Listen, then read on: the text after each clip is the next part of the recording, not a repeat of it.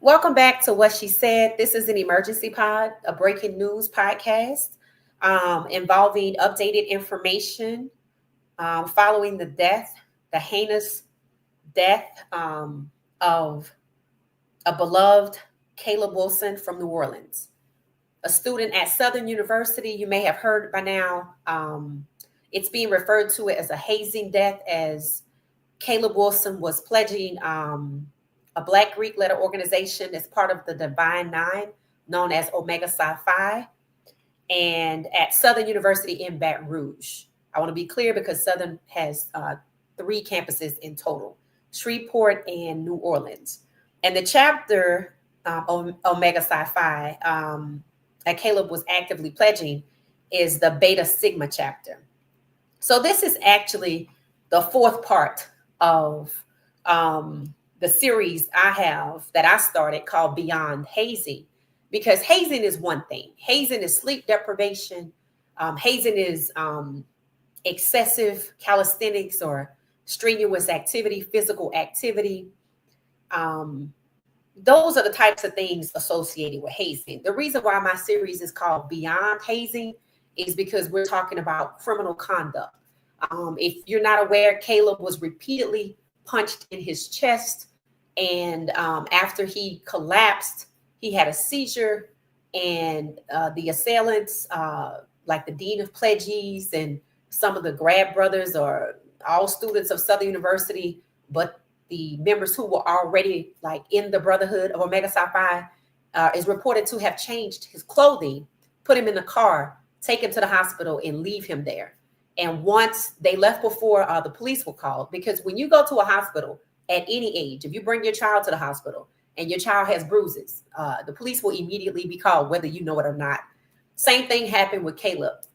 When he was brought in, they said they actually fabricated a story, something that seems to be a popular MO when it comes to fraternities and sororities in general, regardless of Black Greek letter organizations or any other Greek letter organizations. The MO seems to be when someone collapses, you put them to bed. You don't call 911 because you don't want to be implicated. So the Brothers of Omega Psi Phi there in Baton Rouge took him to the hospital, and they left. And they told, I guess, the nurse or the attendant that they were at a park, and either he was standing in a line or they were playing basketball and he collapsed.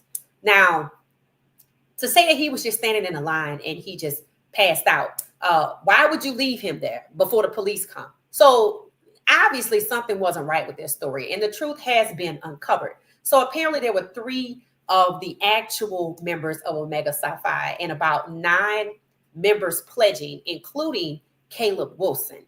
Now, everybody's starting to ask, where are the pledges? Why haven't they been charged? Why haven't they been arrested? This is very interesting on fraternities and sororities when death and or disability occurs. So with this being part 4, we're going to continue to read some of the documented cases of death as well as disability and physical harm to the body by Black Greek letter organizations upon its pledges. Yesterday, we talked about how when you're actually pledging, if your line gets, investigated for hazing, the line is immediately dropped and you never cross over. I talked about a case where there's a woman on YouTube, several women on YouTube, but one in particular was a Delta, and she talked about how they basically exploited some of the pledges. She was actually a sister, already a member of Delta Sigma Theta, and she is saying that after she went over, she began to pledge, and the line that they were pledging, there were these girls that needed to get like all white undergarments, right? And by the time they were supposed to go get undergarments, they were broke. Remember, you're in college. You don't have a whole lot of money. I know I didn't. And these girls were basically fleeced out of their money. And it's interesting how she just casually tells this story. And the girls get arrested for shoplifting because they had to get the undergarments, but they were already out of money. So they got arrested for shoplifting. They called who? The big sisters, the women that are pledging them, right? They were told, we don't know you, lose our number, delete our number. And immediately they went into an emergency chapter meeting whereby the goal was to get their story straight, to be on the same page, knowing that they would be interviewed one by one, as I'm sure is what's happening to the pledges. Now, with that being the case, she's laughing and talking about how we didn't care about those girls. We just told them, don't call us. You don't know us. We don't know you. And when the police inquired, they were like, we don't know them. Just turned their back on them. I feel like that's exactly what happened to Caleb Wilson. They were comfortable with repeatedly punching him in his chest. And when he passed out, they didn't want to get in trouble. So it appears that they changed his clothes. If you're repeatedly punching somebody in the chest and they have a seizure, there could have been blood and other other fluids on their clothes. So you see how they immediately went into MO? They changed his clothes, put him in the car, took him to the hospital, and already had a lie. GTG, good to go. They already had a lie ready to go. And the fact that it took the first person, the second person, and the third person so long to turn themselves in, and we haven't heard any confession or anything about the pledges, it seems that they're in that mode that they go into when they get in trouble, to do everything you can to keep from being in trouble, right? So the third person, Isaiah Smith, was finally turned himself in. Now, if Caleb they were just sitting around, okay? If they were just sitting around talking and Caleb had a seizure and passed out, do you really think they would have took him to the hospital after changing his clothes and left him there and made up a lie? No. What they would have been so concerned and compassionate, they would have stayed right there in worry of what is going on with our brother. If not the three big brothers, why not the pledges? Pledges are nowhere to be heard of, seen, or found. So it seems like the cover-up has already started. So I checked Southern University's website. They still have a link to Omega Psi Phi. I checked it yesterday. It's still there.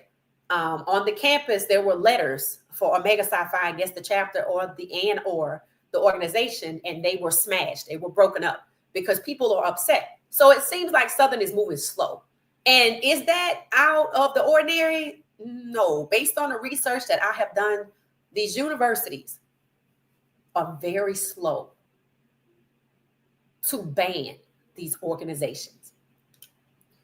We talked yesterday about a gentleman who pledged at a university, and he was killed. He had a ruptured kidney, spleen, so many things, bleeding in the brain, etc. That after the lawsuit, everybody was sued. The chapter was sued. The school was sued. The national organization was sued. I believe they were successful in suing some of the three guys that are arrested in this case, the pledges or the dean or what they call the judicial member or whatever, the person, the advisor who's over it. And I checked the university. That chapter has not returned. But then there are other universities that have multiple infractions when it comes to hazing, and they still exist. The MO for the school, oh, we're going to suspend you 1 year, 2, maybe 3, maybe 4, depending on how bad it is. And they let them come right back. This is why hazing, you can't rid hazing, because the universities keep allowing these organizations to continually get pledges. Remember, the cost of pledging is an average of $850. $850 for bodies. And it seems to be okay to keep moving. And I don't understand, what does it take for you to ban this organization?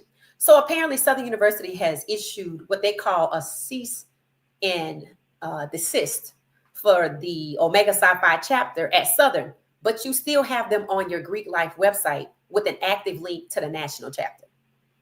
What is the point of that? It's for the respect out of Caleb Wilson. Omega Psi Phi shouldn't be anywhere on that campus. I mean, it's not like we don't know he was in that warehouse pledging. It's not like we don't know he didn't change. They changed his clothes after he collapsed. It's not like we don't know that they took him to the hospital and that they left him before the police came and that they lied.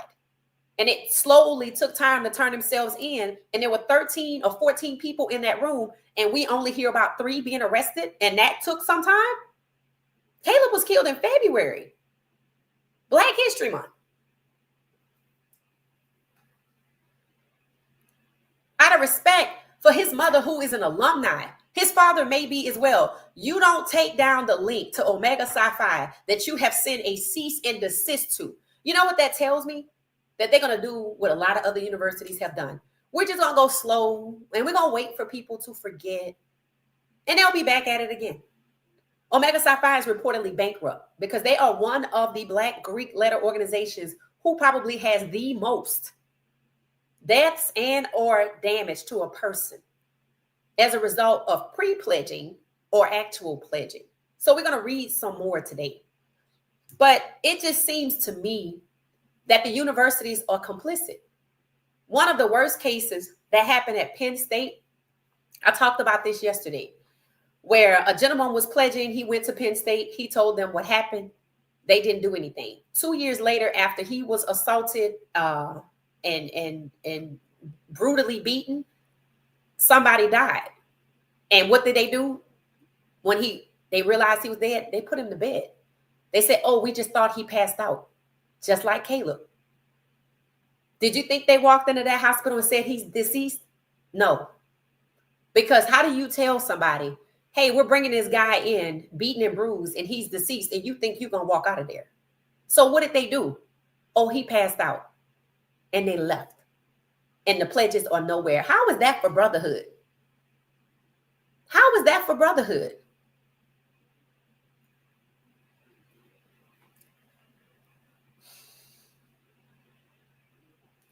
So we're getting ready to read, hold on tight, some of these documented cases of hazing, death, and or disability and or damage. Pledges have been made to believe that they asked for this. When people pledge, they want to pledge, they ask, do you haze? The response is often, go do your research.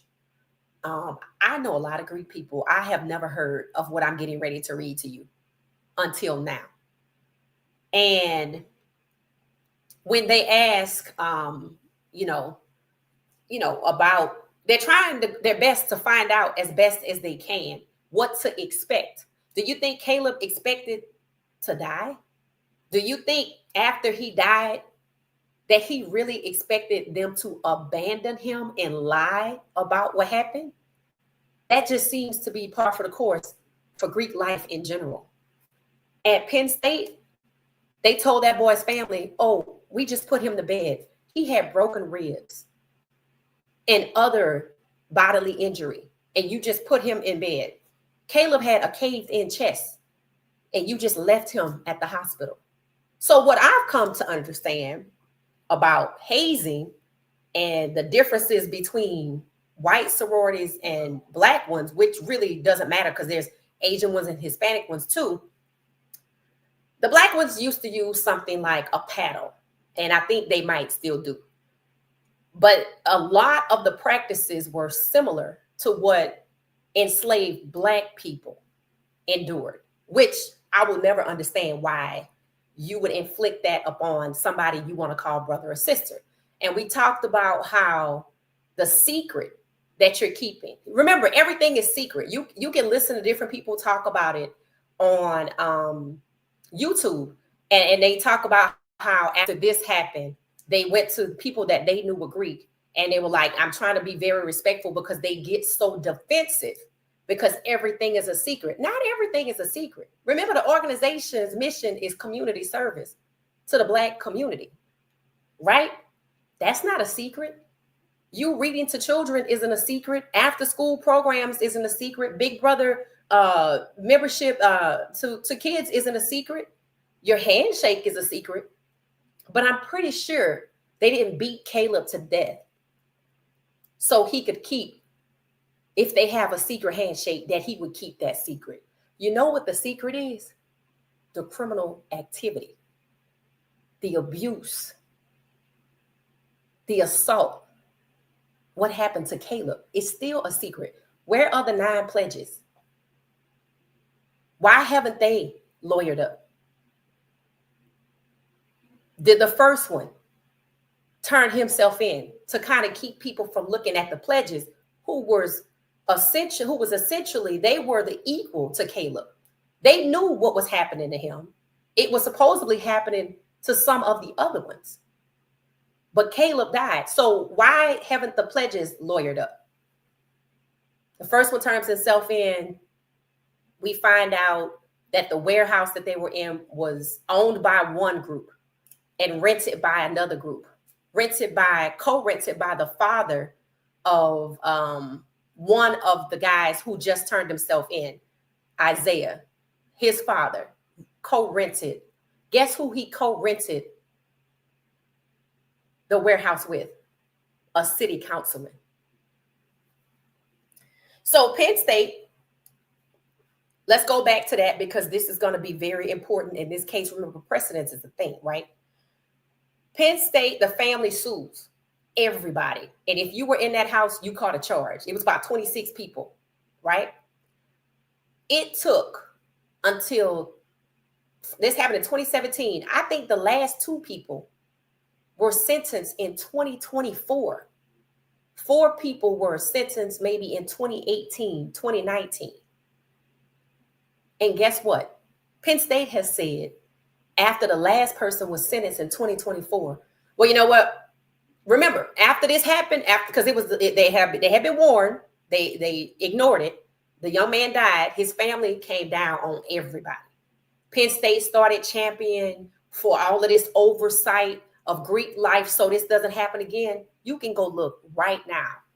Penn State quietly backs off of Greek life oversight. You see how that works?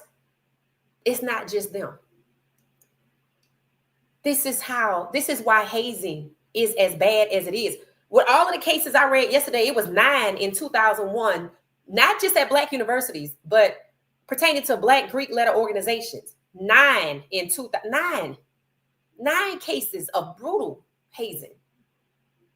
Imagine if those 9 chapters were permanently banned from the university.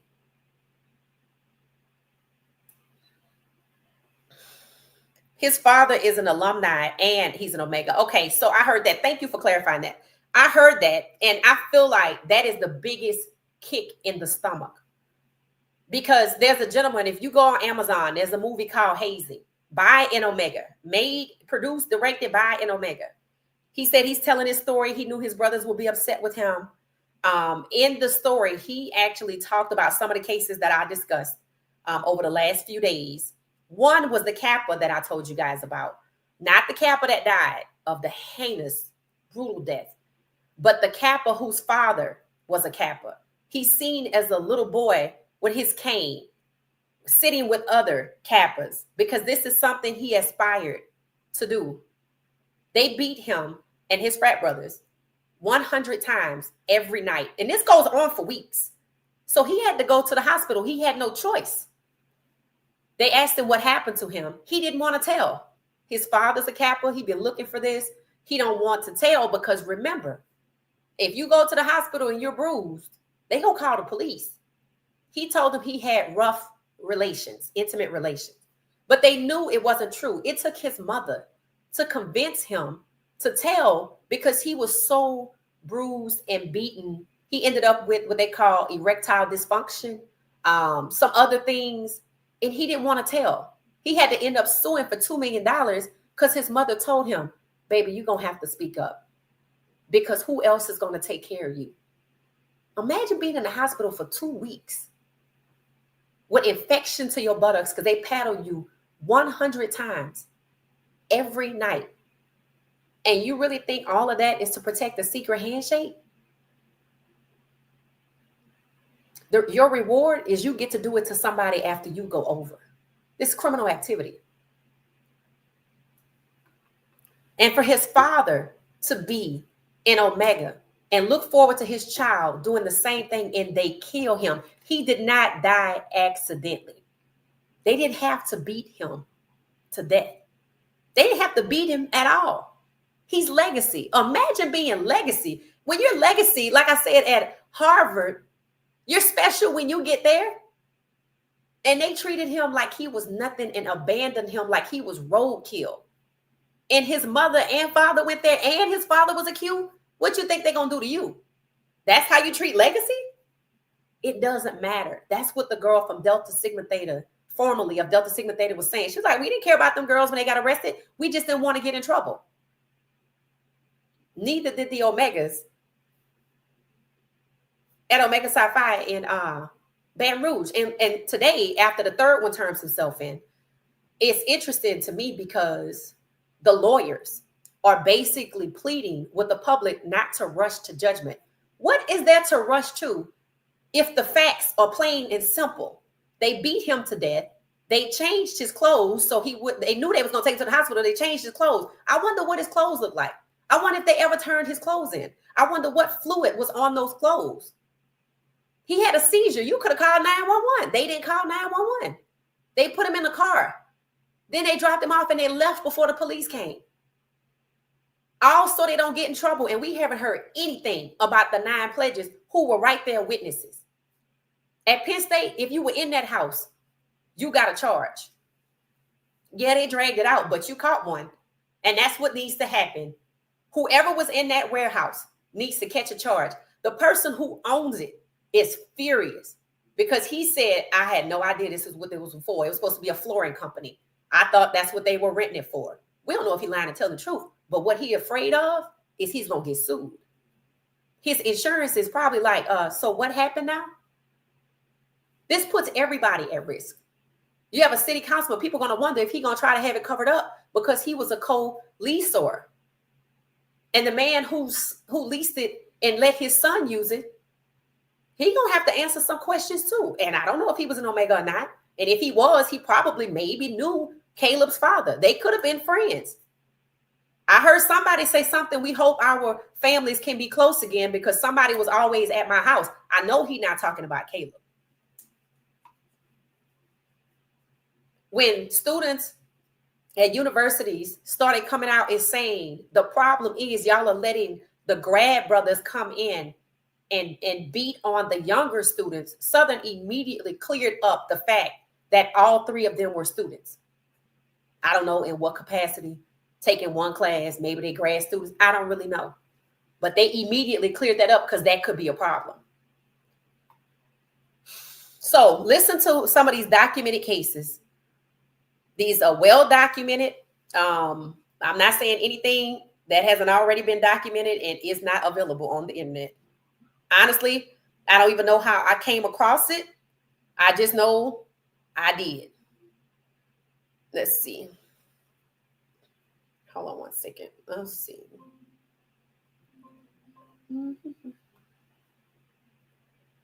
So yeah, Southern still has, they have an incident form up there to report hazing. I know a lot of universities like Emory, I live here in Atlanta. A lot of universities like Emory, they have a forum or you can walk in and anonymously report it because people are often uncomfortable with reporting it because they fear what? Retaliation.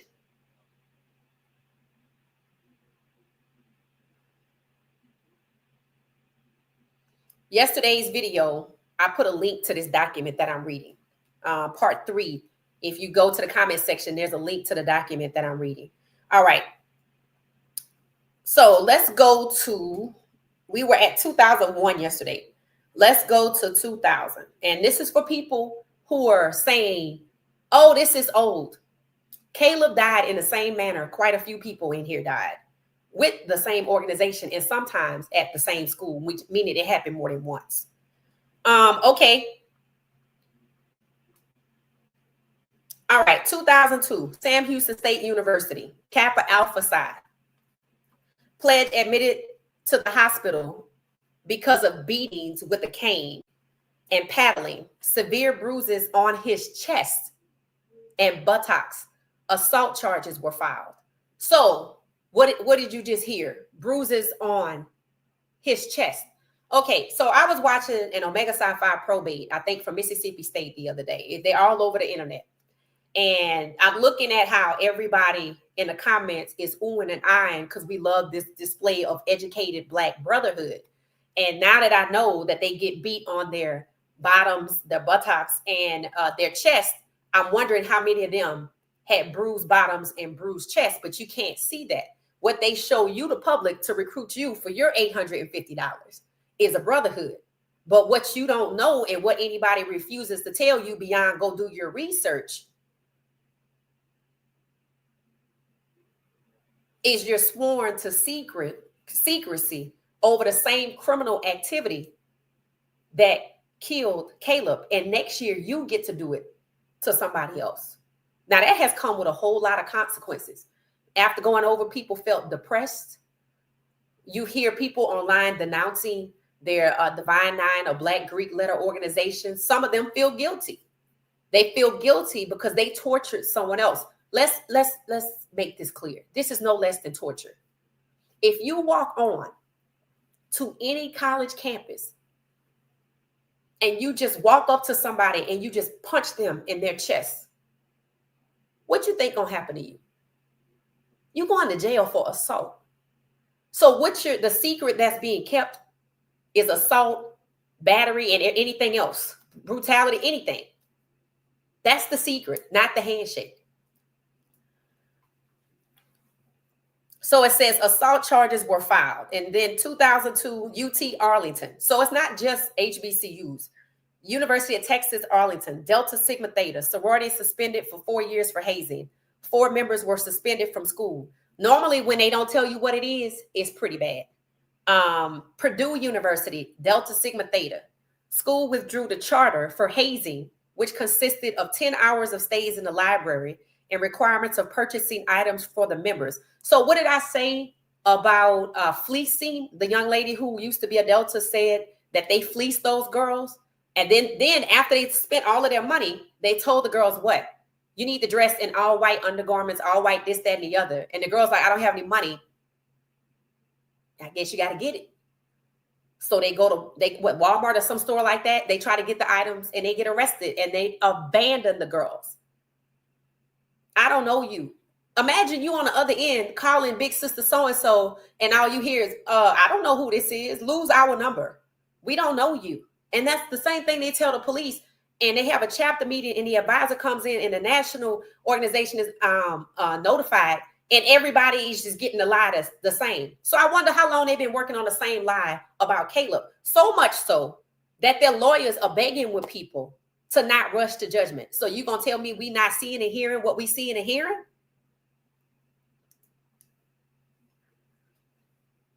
Southern Illinois, Edwardsville, Phi Beta Sigma.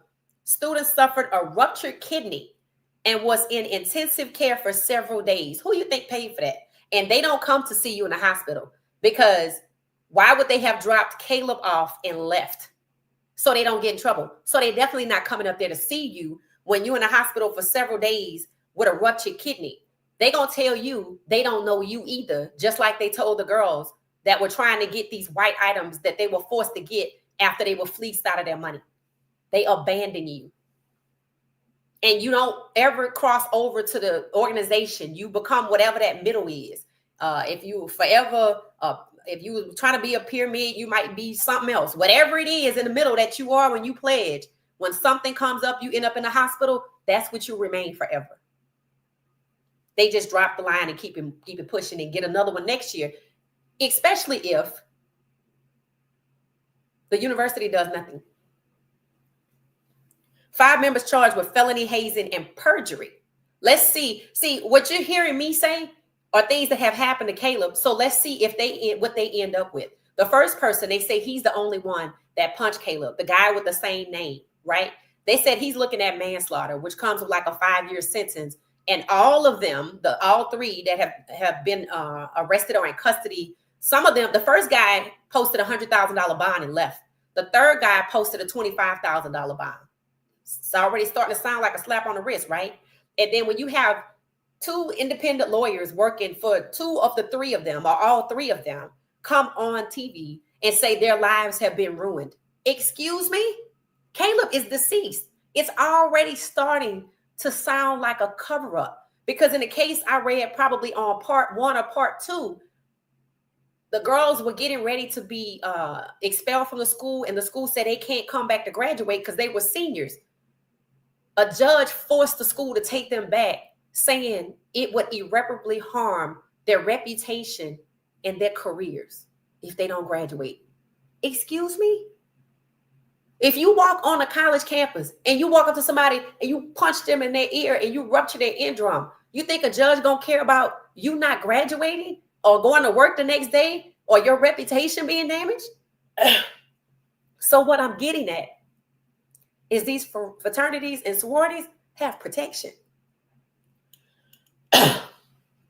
And who you think they protected by? All right. If a child can die and everybody catch a charge and the school starts performative, we don't allow hazing, we don't do this, then the other. And when the last person is finally charged, we just gonna quietly back off for everything we said. Go ahead on with what you've been doing. What does that tell you? These schools are not willing to ban these fraternities even after people die. Omega Psi Phi is still on Southern's page for Greek life. It should not be. Their letters that got smashed should have been taken off the campus. So they don't even care about his mother and his father, who are both alums. Neither do the Omegas, because his dad was an alum and they left that up there. Do you see? They want to make it seem like nothing happened, which is exactly what happens after what they call a set. So you have a set where they beat you and they do this to you and they do that to you. And then after it's over, they sit there and talk to you like, so what you been up to? That's sociopathic. And anybody that crosses over after watching people being abused or being abused, and the first thing you want to do is abuse somebody else, that's sociopathic. So to me, it's already starting to look like Southern is slowing down the process intentionally. You have lawyers pleading with people not to rush to judgment and want us, the public, to be concerned about their welfare and their reputations when they kill somebody and lied about it under the guise of brotherhood. And the fraternity deaths seem to be cold-blooded murder under the guise of brotherhood and protected. If you murdered Caleb that way, walked up to him on the street and randomly started punching him in his chest till he died, and you took him, you changed his clothes on the street, and you put him in your car, and you took him to the hospital, and you left him there before the police came, what you think would happen to you? You think your lawyers will really be on TV saying, well, we don't want to rush to judgment. Their lives have been altered. We're grieving. You're what? You're grieving. When did you start grieving? After you left him for dead and lied? Or before you changed his clothes after he died? Where are the pledges? California State University, Los Angeles, Alpha Kappa Alpha. 2 women drowned while allegedly pledging the sorority. One family filed a $100 million lawsuit. Okay, so I saw the culmination of this, right? There was a lawsuit, and it involved a lot of people. One was the university, CSU, California State University. Guess what California State University said? We don't recognize that chapter. So they couldn't sue the college. So the university that the girls go to with a fraternity, a sorority that they're supposedly pledging as a part of the university, because when you go to the Greek life page, it's on there. They don't recognize it. Or they use words like, this was an unsanctioned ritual. So if it's unsanctioned, which is what I think they're saying about Caleb, where are the pledges then? Where are the pledges?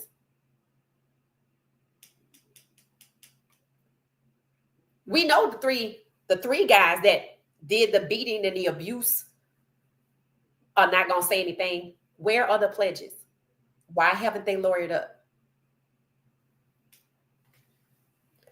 University of Pennsylvania, Alpha Phi Alpha.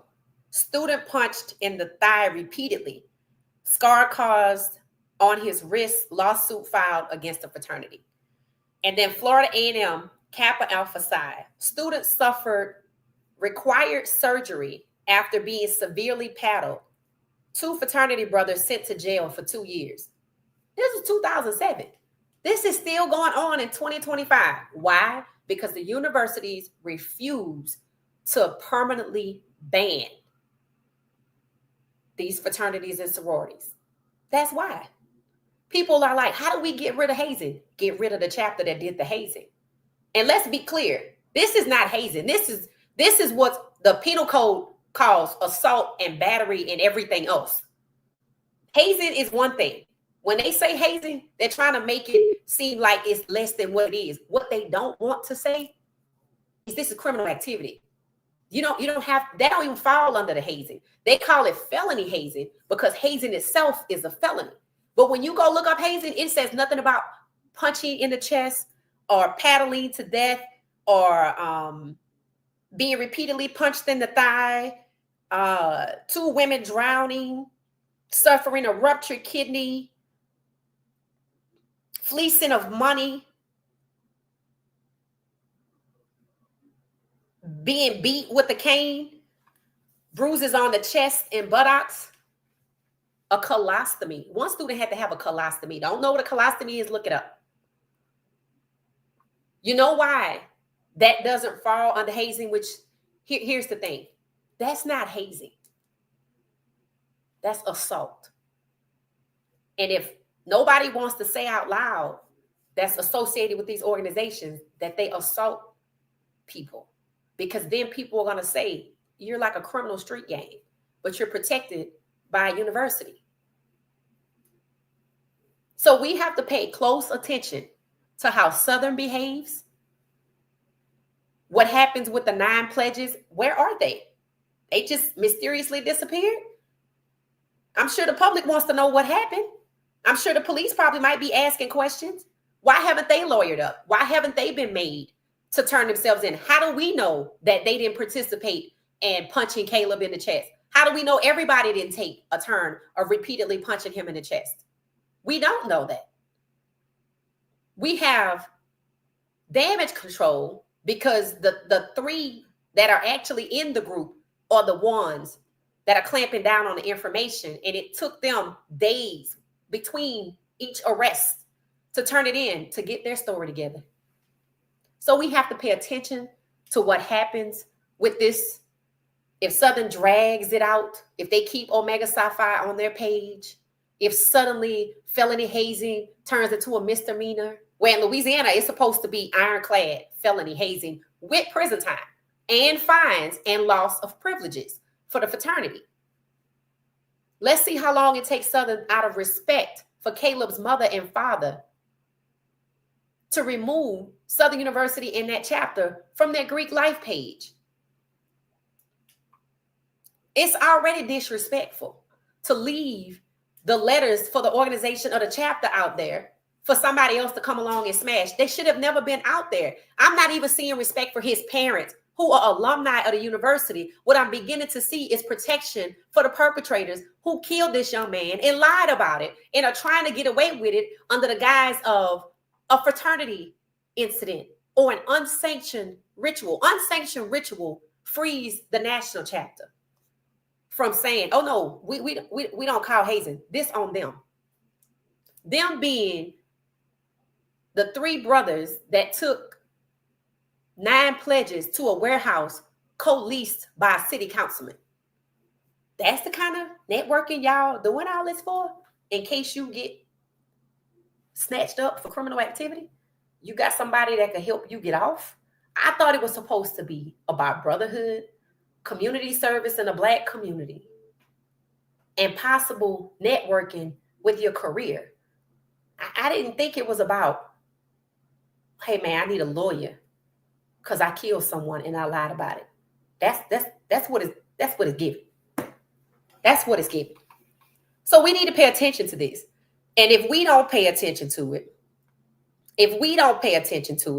then it's just going to happen again and again. And Southern is just going to drag their feet and they're going to act like, it's going to get watered down, and it's going to happen to somebody else's child, whether they legacy or not.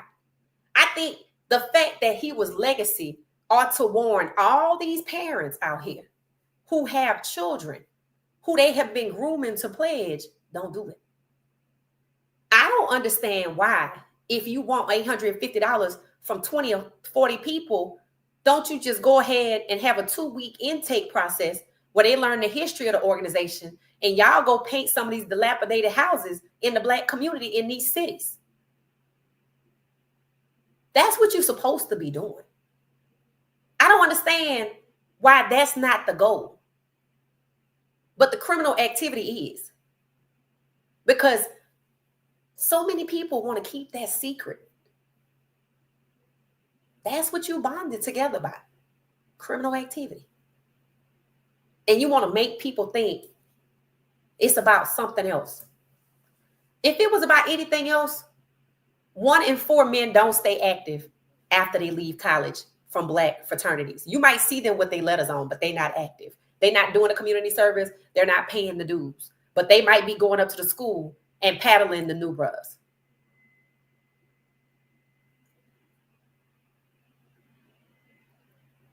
Four in 10 women stay active after college.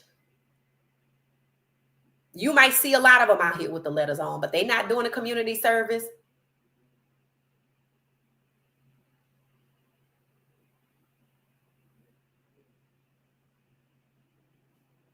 They're not paying the dues.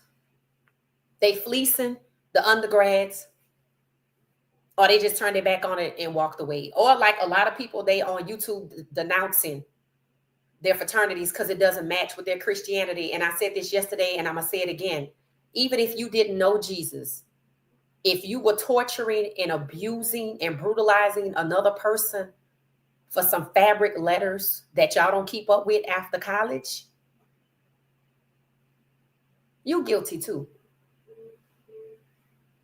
The 2 young ladies that drowned in California at California State University were made to do exercise on the beach for hours while everybody stood around and partied from various fraternities, including the one that they were pledging, for hours. Then it got dark. They blindfolded them with their clothes and shoes on. They backed them into the ocean because California is where? Okay. They backed them into the ocean. One girl couldn't swim. The girl that couldn't swim began to drown. The other girl that was tied, all their hands were tied. The other girl with her hands tried to save her. She was yelling and screaming.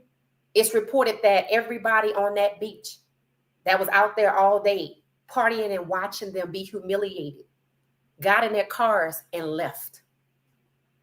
How's that for brotherhood and sisterhood? Cases of sexual assault. Go Google it, it's online. A young lady said she was pledging, she was trying to figure out how she could drop and not disappoint everybody else. It's not about disappointing. If you drop, according to the former Delta, the line is looked into and everybody got to go. That she said she was SA'd by, allegedly by, let me get this right, her pledge dean, which was a woman, their frat brother of the brother organization. I've heard stories where women are saying that if you're out and about during your pledge period and the brother fraternity catch you, they were talking about Omegas. If the Omegas catch you, if you pledge in Delta, they can kidnap you and do what they want to do with you. What does any of that have to do with community service in the Black community? So essentially, we've been sold a lie. We, the outside looking in, who didn't pledge, thinking, oh, it's cool, I didn't want to do it, but I respect it if that's what you want to do, because I'm thinking, you know, it's this brotherhood or this sisterhood, and y'all somehow, I don't know, teaching people the history and maybe making them go to the library and study or do whatever. Do whatever. But it's none of that. This has nothing to do with the Black community at all, unless you need a lawyer because you beat somebody to death and you change their clothes so you don't get caught, or let people find out what happened, all the bodily fluids are moved away, and then you put them in your car and y'all collaborate or collude, take them to the hospital, drop them off, and then before the police come, you leave, then you lie about it. And then you wouldn't tell this man's parents, and his daddy is a Q. So that's what you need the network for, to get your ass out of trouble. So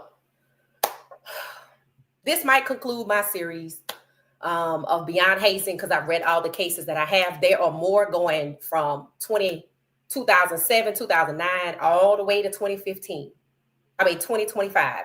One database was already updated with Caleb's death. So if you run past this video now or in the future and you're thinking of pledging, this is your sign. Absolutely not. Value yourself.